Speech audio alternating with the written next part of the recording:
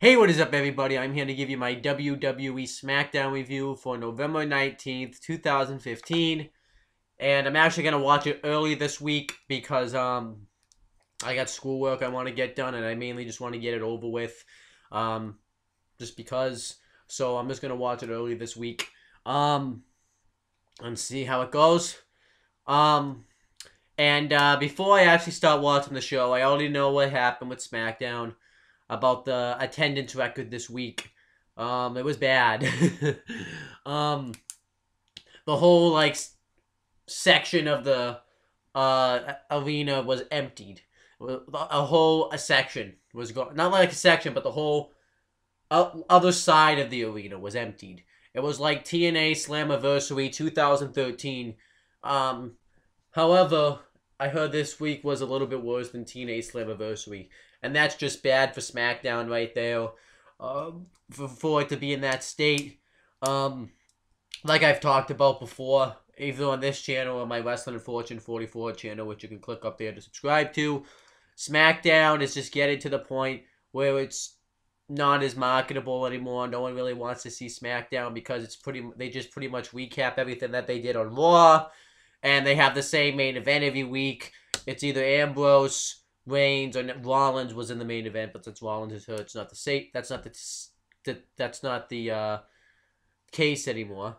And it's just bad. I mean, I really think there's stuff you can do to save SmackDown, but I wonder if it's getting to the point where it's going to be too late. I think there's still a chance they can save SmackDown if they get the right people to book SmackDown and all that stuff.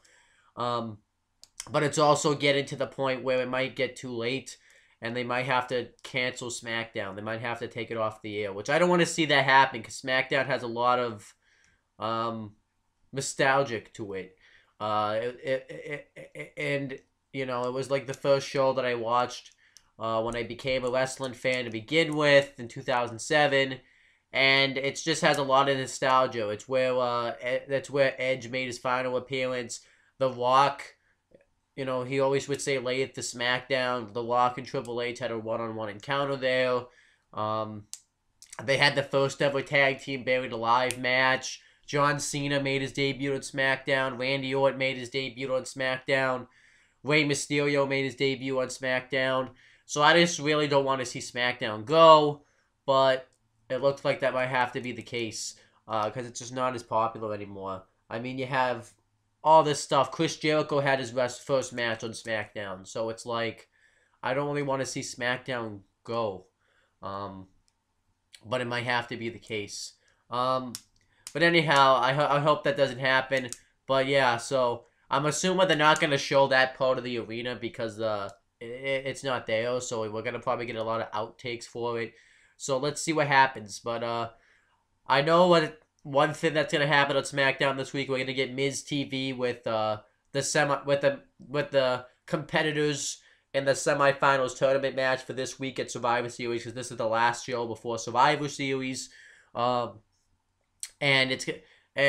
you don't know, the semifinals are Roman Reigns, Del Rio, Ambrose, and Kevin Owens. So that should be good stuff.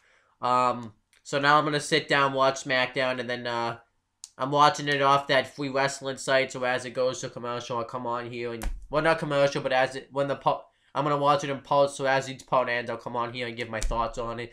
So I hope you guys enjoy the review, and let's see if SmackDown actually ended up being a good show this week. Okay, so we have Booker T, Rich Brennan, and Jerry the King Lawler on commentary for this show. Which, by the way, they've been awful on commentary, by the way, except for Rich Brennan. He's been pretty good, but both of them have been pretty bad. And then we get Miz TV with the participants in the WWE World Heavyweight Championship Tournament semifinals matches. And before Miz can introduce his guests, Kevin Owens comes out, and Kevin Owens says he's going to make this the Kevin Owens show now, and Miz says that this is Miz TV. You can't just make this your show. And Kevin Owens says that after Survivor Series, he is going to when he's holding the WWE World Heavyweight Championship and the Intercontinental Championship, he will be the man in WWE. And then Miz goes to say, well, I think somebody might have something to say about that.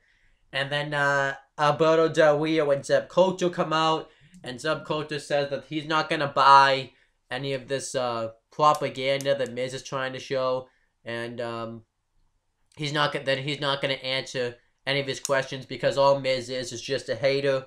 And then the Miz says, this is just Miz TV. And Zeb Coulter says, Miz TV is like Blue's Clues, Sesame Street, or up over the hill to Grandma's house, which I thought was hilarious that he said that.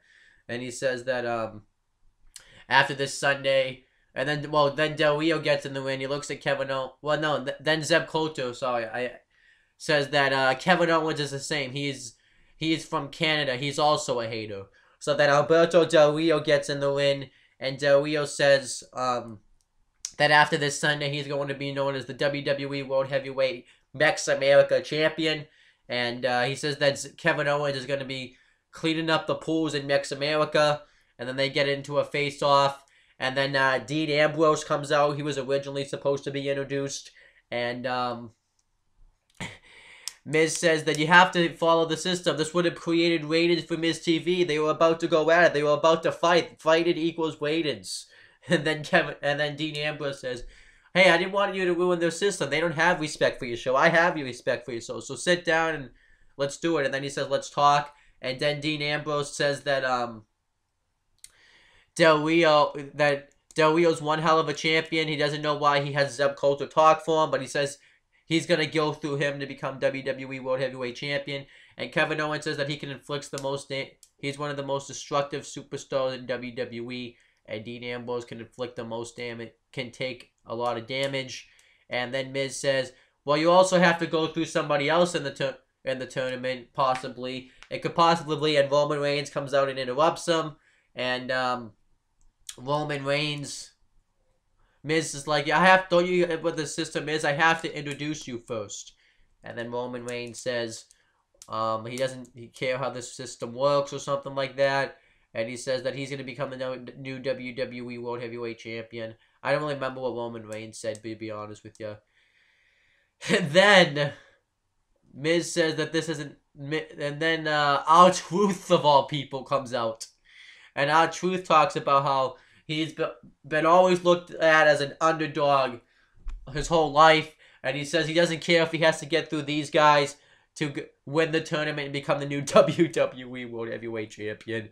At Survivor Series. And then Miz says, you're not even in the tournament. And R-Truth's like, are you serious? I was told I was. And Miz is like, no, there's been a tournament going on for 2 weeks and you haven't even been in it. And R-Truth says, oh, sorry guys, this was on me. And then he leaves. And then Miz gets pissed and says that you're ruining Miz TV. This is supposed to be something good. I was supposed to create interest going into Survivor Series this Sunday. And then Miz says that I was supposed to tell you how to do. This isn't how it works in Hollywood. And Roman Reigns says, well, you're technically the director. Why didn't you tell us what to do? You usually say action. And Miz says, that's not how you say it. You say, and action. And then Dean Ambrose knocks him out. And then Del Rio and Kevin Owens leave. And this is... they're also going to have a tag team match later. Roman Reigns and Dean Ambrose versus Alberto Del Rio and Kevin Owens. So... that match should be good. This Miz TV segment was bad though, but then again, it was so bad it was good. It was just bad. It was a mess. But then anyhow, so then the Miz is still in the ring, and he's upset that he has to have a match after that. And he wants it canceled. He says he has the right to cancel this match because he's a Hollywood A-lister. But Cesaro interrupts him, and Miz attacks him before during the match, and then Cesaro just beats him with the crossface and makes Miz tap out. So nothing really to talk about there. I just pretty much stated the whole match. That was just nothing but a squash. And then when Cesaro was making his way up the locker room, the Cosmic Wasteland come out and have a face-off with him. I don't know why they didn't just attack him. It was 3-on-1. They could have just easily attacked Cesaro and finally do something with that feud, but they didn't do anything, so whatever. And then we get a 6-man tag team match. The Cosmic Wasteland versus Neville and the Dudley Boys. This was an alright match here. the Cosmic Wasteland get the heat on Neville for a while, and then Bubba Ray Dudley gets the hot tag, and he starts going off on Victor, and then he tells the Dudleys go to get the tables, and then Stardust hits a disaster kick on Bubba, and then Neville comes in and takes out everybody, and then the Dudleys hit the 3D on Victor for the win. So alright match there. And then we get Tyler Breeze with Summer Rae ringside versus Zack Ryder. Before the match, Tyler Breeze gets on the mic and he talks about how Zack Ryder fashion style is from 1980 never. And he says that he's just like Dolph Ziggler. Summer Rae dumped Dolph Ziggler just like that to have somebody new like Tyler Breeze, and that's what the world and Summer Rae wants. And Dolph Ziggler is just nothing, and he always comes up, and then Summer Rae gets on the mic and says, a little short, exactly. So then Dolph Ziggler comes out, and there was like a little VIP section set up for like Tyler Breeze, and Dolph Ziggler goes in there, and during the match with Zack Ryder, he messes up with his drink. He spilled one of his drinks, and this kind of distracts Tyler Breeze, so he kind of doesn't do good in the match for a while. And then eventually Tyler Breeze hits the Unprettier for the win. I'm glad he hit that move instead of the that little heel kick he does. I don't remember what it's called right now. Then afterwards, Dolph Ziggler attacks him and hits a super kick on him on the outside. And I did read on Wikipedia that this is a match at Survivor Series, so I am looking forward to this match because I've kind of dug this feud a little bit. And pretty much that's all that's happened on SmackDown right now. It's been a below average show. The only really thing that I thought was all right. Well, I did like the Miz TV segment because it was so bad it was good, but I actually thought the 6-man tag team match between Neville and the Dudleys and the Cosmic Wasteland was all right, but that's really it. It's been kind of a pretty average show right now. Okay, so then the Wyatt family delivers a message to the Brothers of Destruction, and Bray Wyatt gets on the microphone and says that some things I didn't understand in the beginning. He talked about pretty much, I think, how he still has hostages of the Brothers of Destruction souls, and he says that they're going to have a chance to redeem themselves this Sunday at Survivor Series, but they're going to fail. But the question is how are they going to fail? Are they going to fail at the hands of Eric Rowan, who has been an outcast to society, and he brought him in and he's destructive, or the hands of Luke Harper, who loves destruction and he doesn't care who he delivers it to, or is it going to be at the hands of Braun Strowman? And then Braun Strowman grabs the mic, I don't know why they let him talk, he's terrible, and says that he enjoys destroying legends, and he's going to destroy the ashes and the souls of the Brothers of Destruction. And actually, I forgot to mention, too, that those druids from Raw came out with the Wyatt family. And they're going to get used later on. So then, afterwards, the Brothers of Destruction music hits, which I did not expect. And I thought they were going to come out, but Undertaker shows up on the Titantron and says that he's going to take the Wyatt family soul. They're going to reclaim what's theirs. And Kane says that ashes to ashes, dust to dust, and you see a sheep mask is lit on fire. And Undertaker says that their fate is that they're gonna rest in peace. And then Kane sets his pyro to go off, and when you see it, you see the druids just laid out. So yeah, this was an alright segment. I really am not a fan of this feud, but whatever. But the segment itself was alright. It was the same. It was definitely an excitement because I didn't think the Brothers of Destruction were going to do anything. I thought it was just going to be the same old Wyatt family promo, so I'm glad. So it definitely was improved when the Brothers of Destruction did something on SmackDown, so I thought that was cool. So then we get Brie Bella with Alicia Fox versus Charlotte. It was an alright matchup. Charlotte beats her by making her tap out with a figure 8. And then Paige gets interviewed backstage. And she talks about how Charlotte was being unprofessional by attacking her on Raw like that. And she says that that comment on Raw was not personal because when she's willing to do whatever it takes to get back her Divas Championship. And that's what a champion does. So that was okay. Then we get Big E with Xavier Woods and Kofi Kingston ringside versus Kalisto with Sin Cara inside. I don't know where Sin Cara's been, but he's just randomly back. And before the match, the New Day cuts a promo talking about how there's a lot of conspiracies going around with the New Day lately. And he talks about how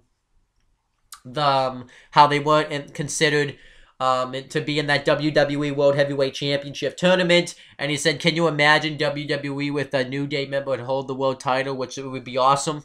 And he talks about how you would want a guy like Ryback holding it. He talks about, and they cut a funny promo on Ryback. So then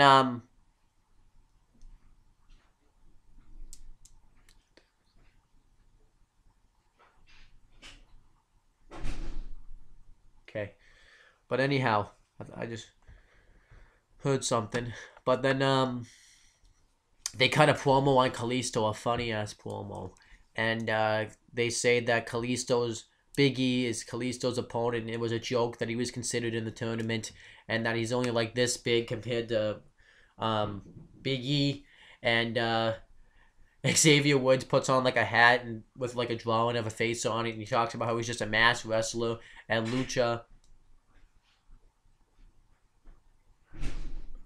Lucha means masked wrestler.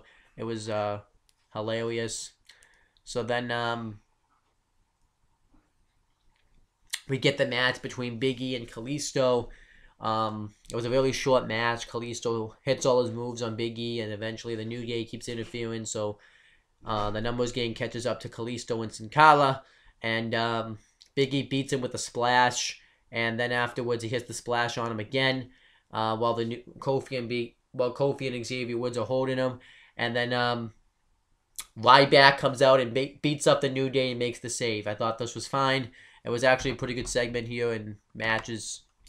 And then we get E-News with Paige and The Miz.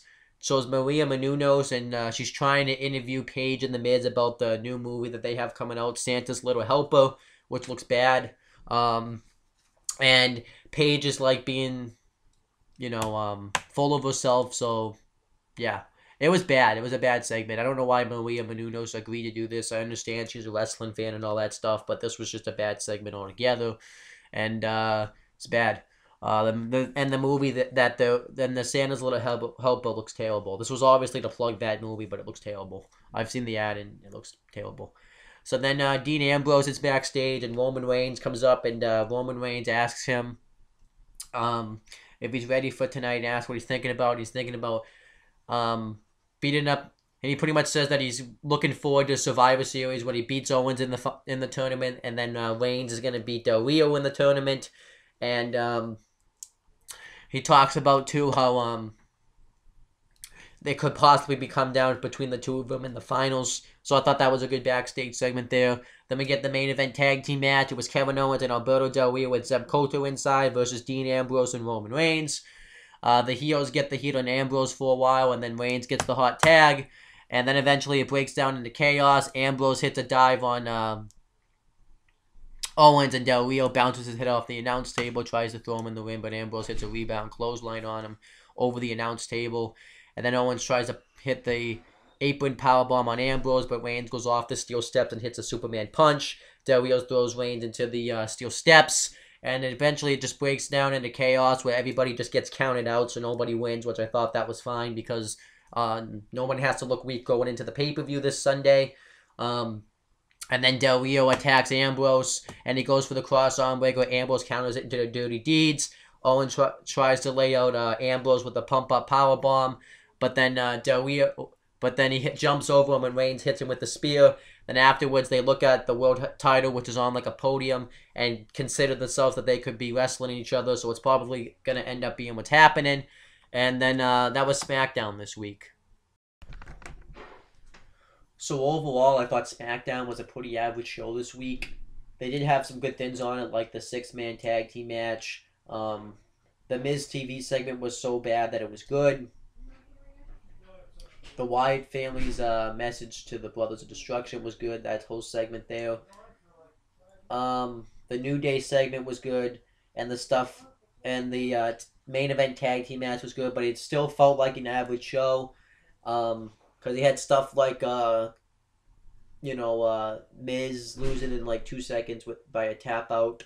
You had the Maria Menounos segment. The Divas stuff was just alright this week, so I just felt like this was still an average show. So that's pretty much it, guys. If you want to check out some other things on the channel, you can click right up here to check out my Wrestling Fortune 44 channel. I'm going to be posting a video tomorrow with the Massasoit Wrestling Corner, and that's where my Survivor Series predictions will be, right up there. Then down below, you can check out the Owen the Talkinator channel. You can check out my thoughts on the whole Paris attacks on there. I did the video on there. My friend James Hebert has 2 YouTube channels. One's over here. It's called James Hebert. It's actually growing with the subscribers. He has a Jekyll and Hyde video that's totally worth checking out. And other things like that, like custom Titantrons. Then over here is his Weymouth Youth Wrestling channel, where he's holding a 32-man tournament to crown the first ever WYW champion. But there's some test matches on there and stuff, and I'm going to be a part of it. He says it's going to come up sometime this month, or probably it's going to end up being next month, so check that out. That's pretty much it, guys, and you can also click down below to subscribe to the channel down below, where you can check out some other content on the channel, and that's pretty much it, guys. Talk to you later.